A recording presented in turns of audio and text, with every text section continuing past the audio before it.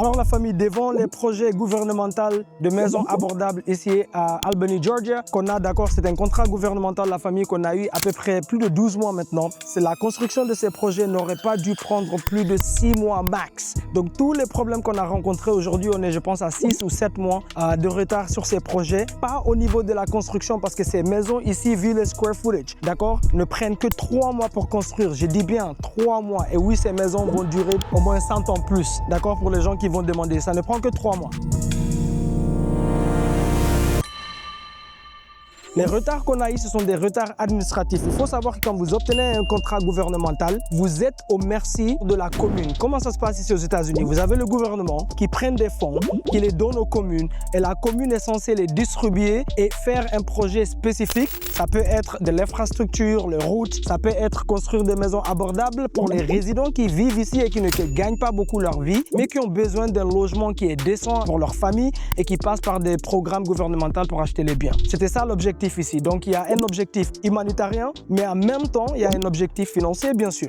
Donc il y a un site absolument public aux États-Unis où tu peux aller, d'accord, faire ce qu'on appelle des bids pour obtenir ce genre de contrat, d'accord. Donc tu peux aller sur ce site, t'enregistrer, et si tu as une compétence comme nous dans la construction par exemple, tu peux aller faire un bid sur ces contrats-là. Tu vas aller devant la commune, tu vas expliquer tes idées, tu vas leur dire pourquoi est-ce qu'ils devraient te donner le contrat à toi. Il y a d'autres compagnies qui vont faire la même chose, et si ta compagnie gagne, c'est toi qui reçois le contrat. Maintenant, la leçon que j'ai appris ici avec tous les retards qu'on a, parce que bien sûr, le gouvernement ne va jamais te donner 100%, ils vont toujours te donner 80%, et les 20%, tu dois ramener sur la table via soit des levées de fonds privés, c'est qu'on a fait ici, aussi mettre tes fonds propres, on a mis aussi nos fonds propres ici, et tu peux aller, si tu veux, utiliser des financements de business à 0% intérêt ici aux États-Unis, que tu peux accéder avec un bon crédit, d'accord, et une structure de LLC correcte, pas un nouveau LLC, mais de LLC âgé. Donc, quand tu commences maintenant, le souci c'est quoi? C'est que tu es au merci de ces politiciens. Je parle de l'administration. Tout ce que tu as besoin, comme le permis pour commencer la construction. Si c'est une zone inondée, tu as besoin d'un permis pour faire l'elevation. Là maintenant, les maisons sont finies, prévendues. L'agent commercial a déjà mis ça sur le marché. On a des offres. Tu as un document que tu dois recevoir. C'est un certificat qui s'appelle Certificate of Occupancy, CO. Donc, tout ce qui est administratif au niveau de la commune, ils prennent 100 ans, rien que pour répondre à un email. Quand l'équipe de construction, by the way, ceci c'est à niveau conduite, c'est à 3 heures de Atlanta. C'est pas dans la ville d'Atlanta, c'est dans les coins. Donc à 3 heures d'Atlanta, il y a un endroit qui s'appelle Albany. Donc non seulement ils t'obligent à engager certaines équipes locaux, comme ça tu donnes du travail aux gens qui sont locaux, mais aussi tu peux ramener une équipe à toi avec qui tu as l'habitude de travailler, d'accord, qui peut venir travailler ici. Le problème c'est que comme nous, on faisait ça à Atlanta dans la ville, eh bien, on a dû ramener des équipes ici qui dorment à l'hôtel, ici. Et ces hôtels sont payés pour eux, pour faire ce projet. Et avec tous ces retards ici, plus bien sûr les retards durs, devine quoi, plus tu payes des frais. Ce qui est normal, parce que tu récupères ton argent et tu gagnes des profits qu'une fois que le produit est vendu.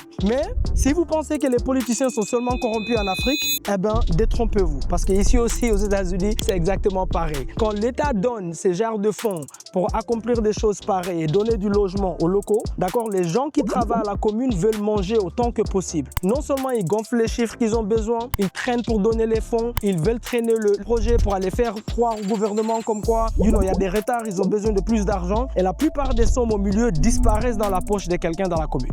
Tu sais pas où c'est parti, ok?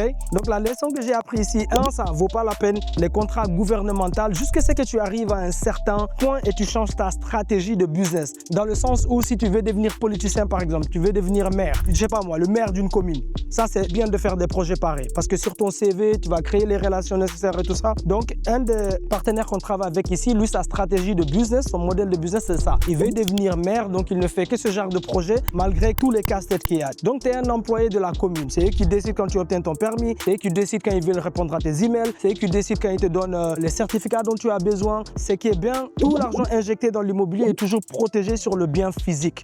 Donc au cas où quelque chose se passe très très mal, devine quoi, tu peux toujours saisir ça, revendre et puis récupérer ton argent. C'est ça qui est bien avec l'immobilier. Mais à part ça, les retards, ça c'est des choses qui vont arriver. Donc comme je dis, on a 6 à 7 mois de retard et tout c'est au niveau administratif, pas au niveau de la construction. Donc maintenant on en a marre, on veut sortir de ces projets, on veut que ça se termine, on veut les vendre et sortir de là et prendre le cash et aller injecter dans les projets privés qu'on fait, les constructions de luxe où on a non seulement full control, mais en plus de ça, une seule maison qu'on construit par exemple à Dallas, Texas, dans le luxe, peut nous générer des profits de l'équivalent de 4 maisons.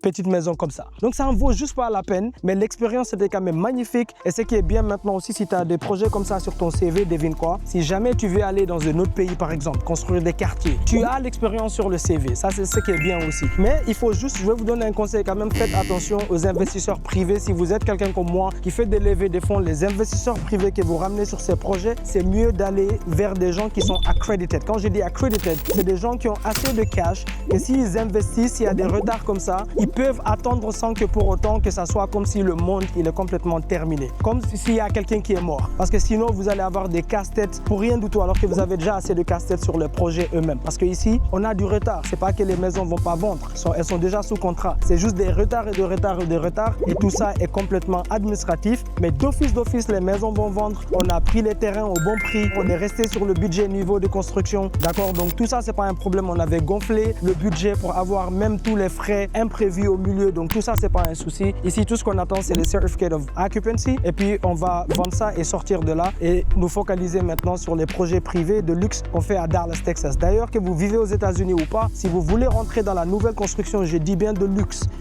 vous voulez construire des maisons de luxe, mais vous n'avez pas le temps pour, nous, on va faire tout. On va trouver les terrains, négocier les terrains, les mettre sous contrat, s'occuper de la construction, s'occuper de la vente. Et derrière, bien sûr, c'est un partage de profit. Et on peut vous aider à créer la LLC pour vous, même vous obtenir des financements de business à 0% aux États-Unis. Si vous avez votre propre cash aussi, on peut vous montrer comment doubler ça et investir sans être trop exposé sur les projets même. Mais on s'occupe de tout de A à Z et votre argent est toujours protégé sur quoi? Sur le bien physique immobilier. Donc on fait des projets de luxury specs build, construire des maisons de luxe pour revendre pour des profits à 7 chiffres plus minimum sur chaque projet à Dallas, Texas. Si cela vous intéresse, mettez un commentaire en dessous, aimez la vidéo et je vous vois la prochaine fois. Boum, boum, boum.